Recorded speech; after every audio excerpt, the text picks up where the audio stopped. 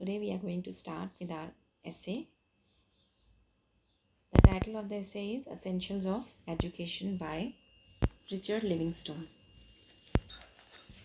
So, Richard Livingstone का जो पूरा नाम है रिचर्ड वेन लिविंगस्टोन, जिनका टाइम पीरियड है 1880 to 1960, was an eminent British educationist and administrator, and he was also an editor of Classic Review, and his works are Greek Ideals in Modern Life, Education and the Spirit of Age.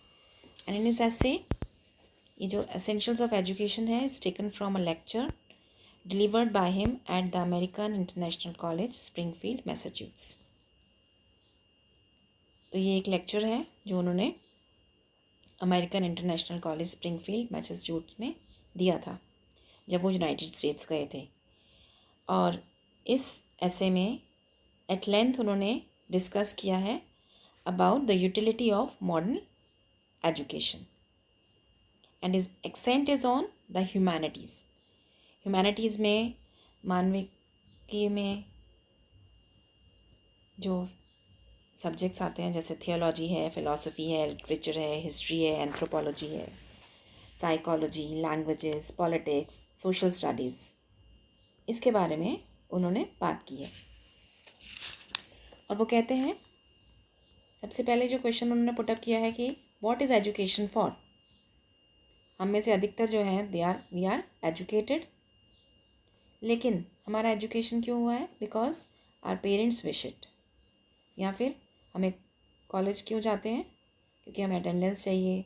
School में जाना हमारी habit बन गई है, society की habit बन गई है। लोग पूछेंगे, अरे आपके बच्चे स्कूल नहीं जा रहे, कंपल्सरी है ये। It is apparently necessary to success in the world में आपको सक्सेस चाहिए तो आपको पढ़ना ज़रूरी है, उसके लिए एजुकेटेड होना ज़रूरी है और स्कूल जाना ज़रूरी है, like that. But what we should seek in education is important. हमें क्या ढूंढ रहे हैं, हम क्या पाना चाह रहे हैं? तो वो कहता है, get hold of the catalogues of the college in United States if there is any common feature in these courses. क्या कोई कोर्सेज में कोई कॉमन फीचर है? वो कहता है हाँ, there is a common feature, every course has a similar aim. और वो एम क्या है? All aim at the first rate. The purpose of every course is to help the student to learn what is first rate in the particular subject which he studies. So, this is the common thread that runs through all education, whether we are teachers or students. चाहे से हम teacher हैं चाहे students हैं, जो हमारा main ध्येय है एजुकेशन पाने का, उसमें जो हमारा पर्पस है एजुकेशन लेने का, वो क्या है? That we should aim at the first rate. जो सबसे फर्स्ट रेट है, सबसे श्रेष्ठ है, सबसे अच्छा है, वो हमें हमारा कोर्स हमें हेल्प करेगा हमें दिलाने में। ये हमारा मेन पर्पस होता है। फिर उसके अंदर उसने एग्जाम्पल दिया है, चाहे आप कुकरी का कोर्स कर रहे हो, ड्रेस मेकिंग का कर रहे हो, या फार्मिंग का, एग्रीकल्चर का, व्हाटएवर जो भी कोर्स वो कर रहे हैं, तो वेदर हमारे अंदर दिमाग में जो चीज़ होती है, that we ought to get firmly in our minds the idea that whatever come by the way, education will be incomplete. हमारी लाइफ में कुछ भी हमें मिल जाता है, हमारी एजुकेशन इनकम्प्लीट है, अनसेटिस्फैक्ट्री है, fails to give a clear view of what is first rate in the subject studied. अगर हमें जो सब्जेक्ट पढ़ रहे हैं उसमें हमें ये नहीं मालूम चला कि what is first rate in the subject, then our education is a failure. Now the question arises is, first we have to answer the question that what is the aim of education? Its aim is to know the first rate in any subject that we study.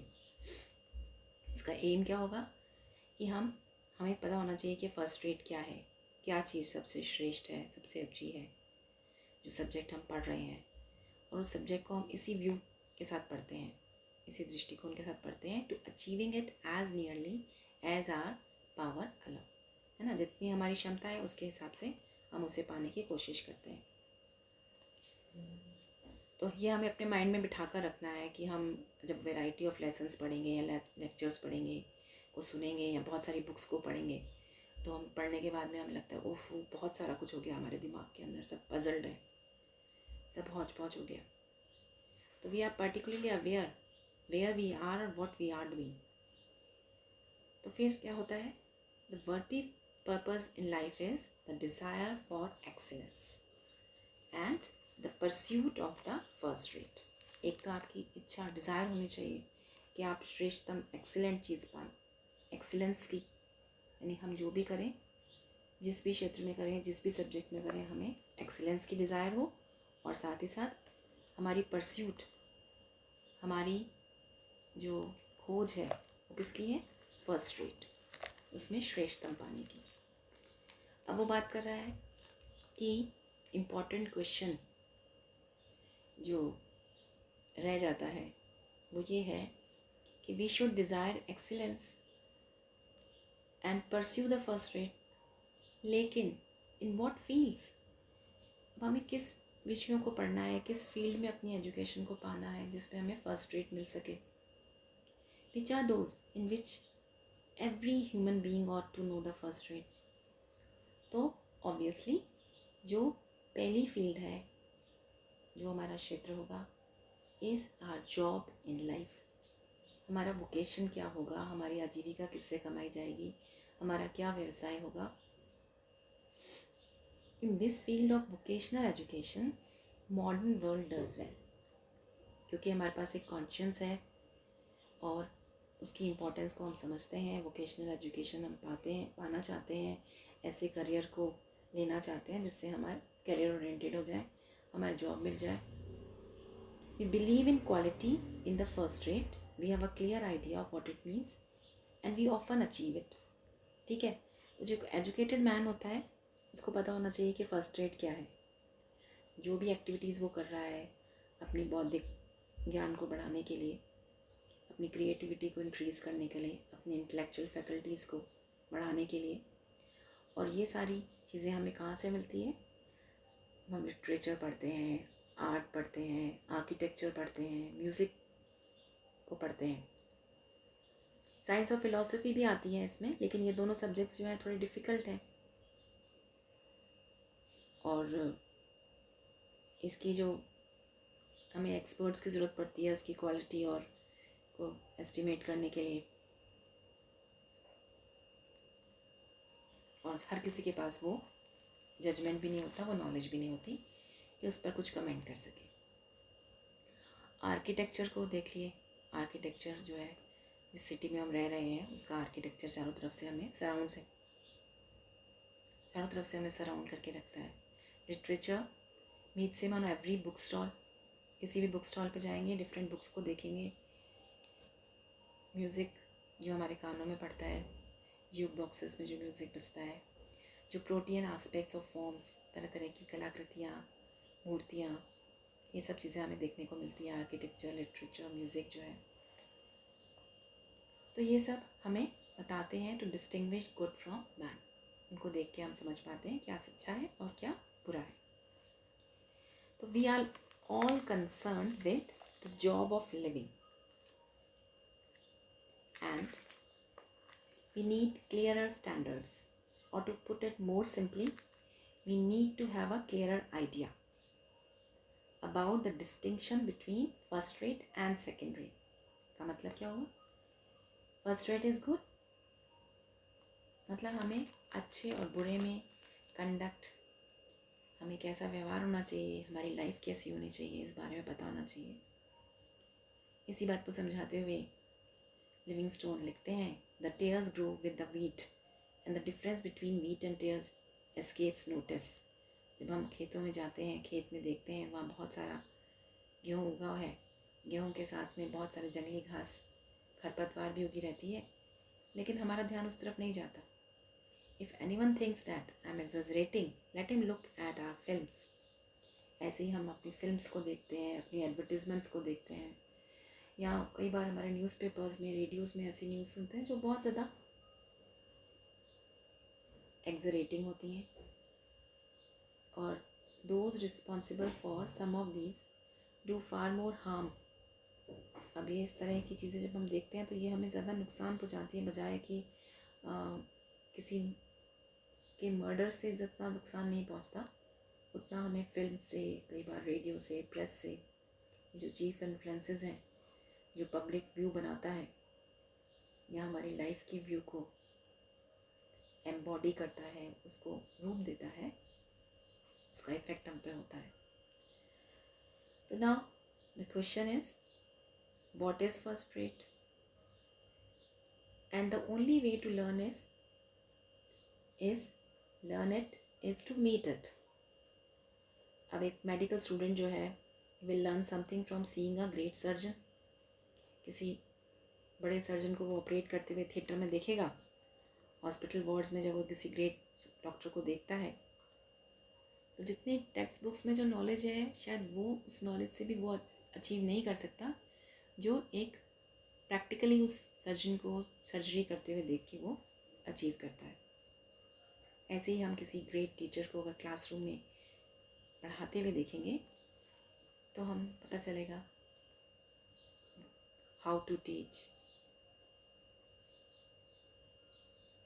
And किसी good painting या good banking को सीखना है तो in any field the only way to learn what is first rate is to see it.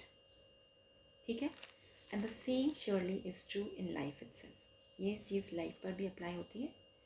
If we wish to know what the good life is we must make the acquaintance. हमें देखना है कि अच्छा जीवन क्या है, तो हमें उससे उसका एक्वेंटेंस, उससे दोस्ती करनी होगी, उसे जानना होगा, उसका परिचय प्राप्त करना होगा। If possible keep the company of those who have known it's meaning and better still of those who have lived it. उन लोगों की कंपनी में रहिए जिनके पास इसका ज्ञान है, और ज़्यादा तो बेहतर क्या होगा, उनके साथ रहिए जो वो जी चुके हैं, जो उसे जी चुके हैं। तो ह्यूमैनिटीज़ का जो करिकुलम है और उसमें जो सब्जेक्ट्स आते हैं वो ज़्यादातर सब्जेक्ट होते हैं जो मैन से डील करते हैं। अब चाहे वो थियोलॉजी हो, फिलॉसफी हो, लिटरेचर हो, हिस्ट्री हो, एंथ्रोपोलॉजी हो, पॉलिटिक्स हो, सोशल स्टडीज़ हो, ज्योग्राफी, इकोनॉमिक्स, ये सारे सब्जेक्ट्स जो हैं ये सब मैन से डील करने वाले हैं। They are concern with man. लेकिन ये एक फॉर्मिडेबल लिस्ट है। इतने सारे सब्जेक्ट्स को आप अगर डाल दोगे तो कोई भी करिकुलम जो है बर्स्ट हो जाएगा। हम डर जाएंगे इतने सारे लंबी चौड़ी लिस्ट को देखकर, है ना।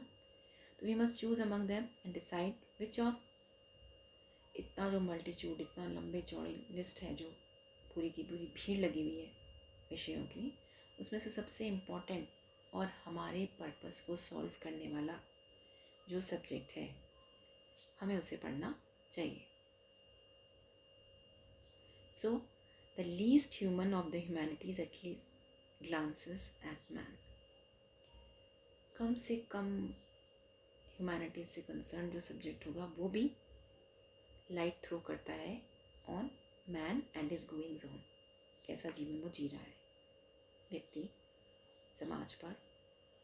But for those which show him full face and more over show him at his best can know what he is at his best. अगर आपको ये जानना है, उसका फुल फेस जानना है या किस में वो श्रेष्ठ है, wish you see the man full face, तो हमें किन सब्जेक्ट्स की तरफ जाना होगा? Religion, literature and history.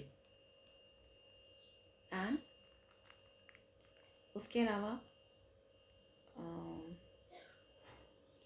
In order that greatness may not be confuse with goodness, क्योंकि ग्रेटनेस और गुडनेस में डिफरेंस होता है। हमें ग्रेटनेस को गुडनेस से कंफ्यूज नहीं करना चाहिए।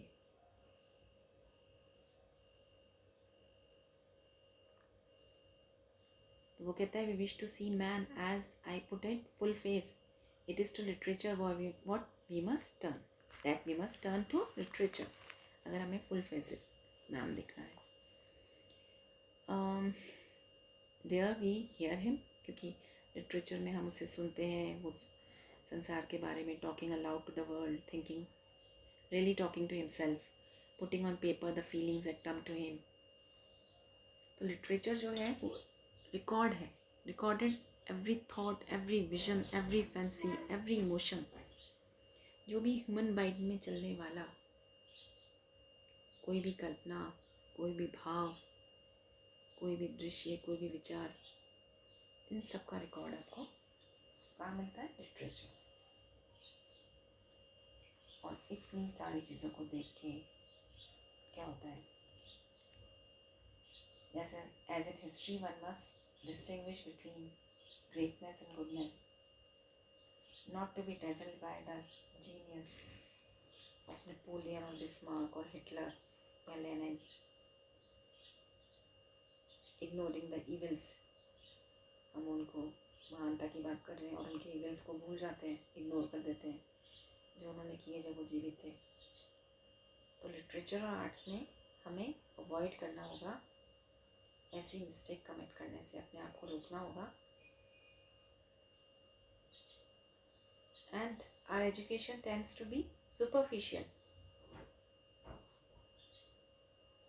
Without these studies, हमारी जो नॉलेज है, हमारी एजुकेशन है, वो सुपरफिशियल हो जाएगी।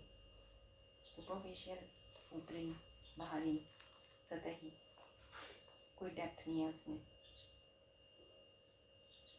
Much of it is concerned with the surface of life and tells us nothing of its depth, है ना? तो सरफेस जो है वो भी बहुत इम्पोर्टेंट है। हमें स्किल्स और नॉलेज चाहिए क्योंकि हम उससे कोप अप करना चाहते हैं, उन सब चीज़ों का सामना करना चाहते हैं जो हमारी इमीडिएट प्रॉब्लम्स है।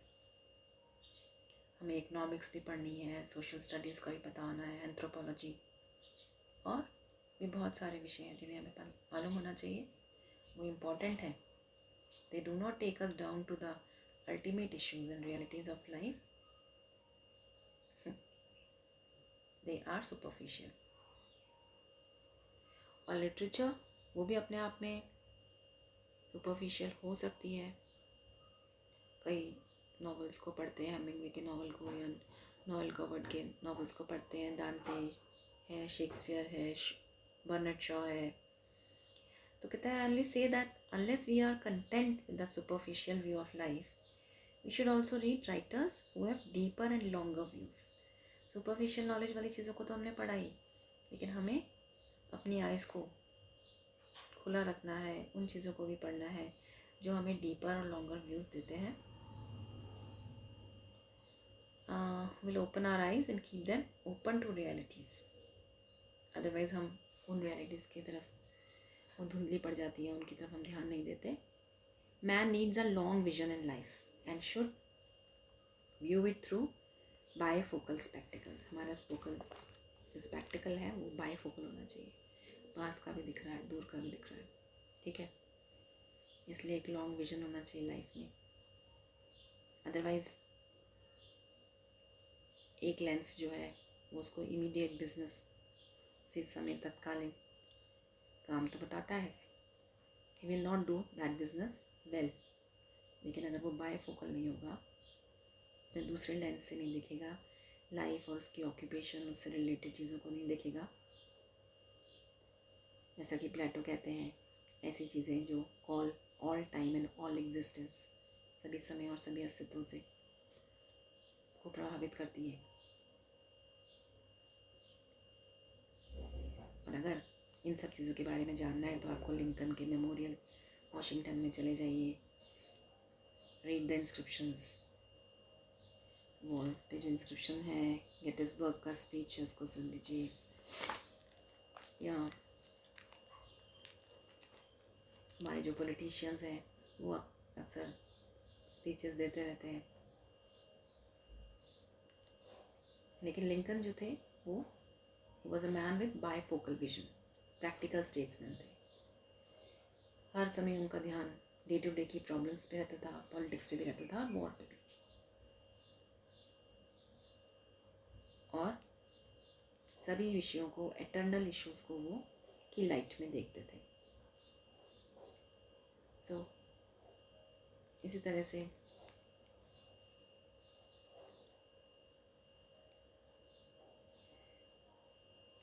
हमें भी चाहे प्लेटो हो, चाहे बाइबल हो, चाहे दांते हो, चाहे शेक्सपियर हो, इन सबको पढ़ना है, इनको अपनी लाइफ के कंपेनियन बनाना है, साथी बनाना है।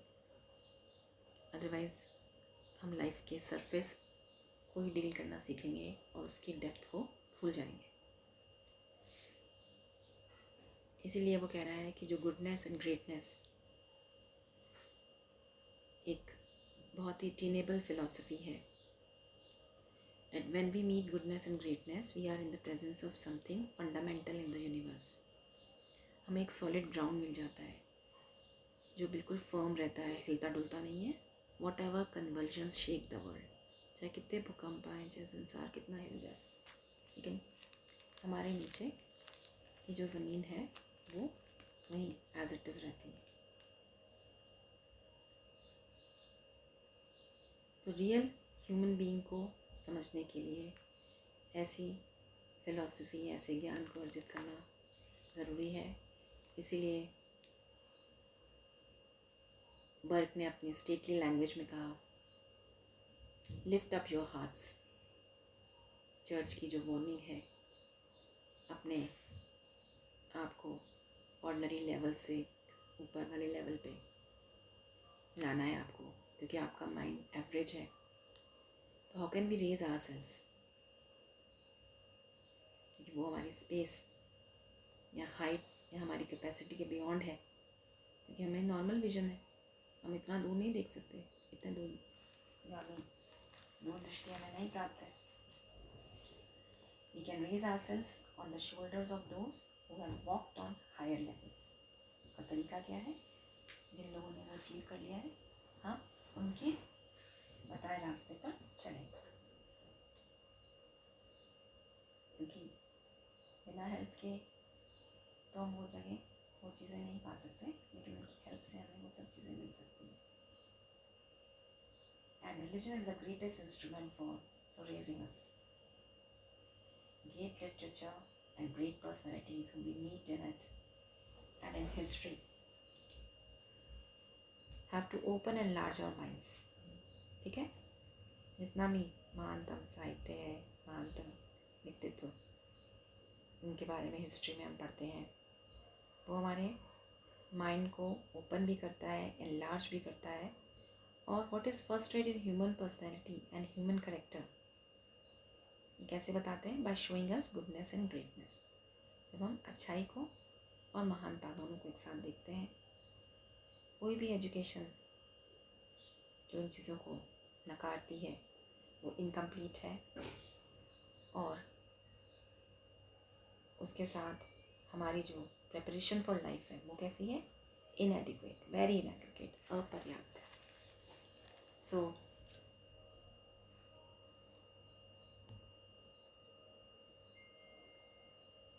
लिविंगस्टोन का ये मानना है कि हमारी एजुकेशन जो है is incomplete if we do not know what is excellent in human nature and life.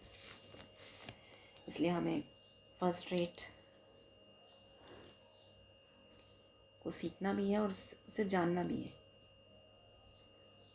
फिर वो प्रेजेंट एजुकेशन की सुपरफिशियलिटी की बात करता है, रिलीजन की ग्रेटनेस के बारे में बात करता है, और practical education is the need of the present world. इस स्टेटमेंट के साथ ही Livingstone ends this essay. This is all about the essay. Thank you for joining the class.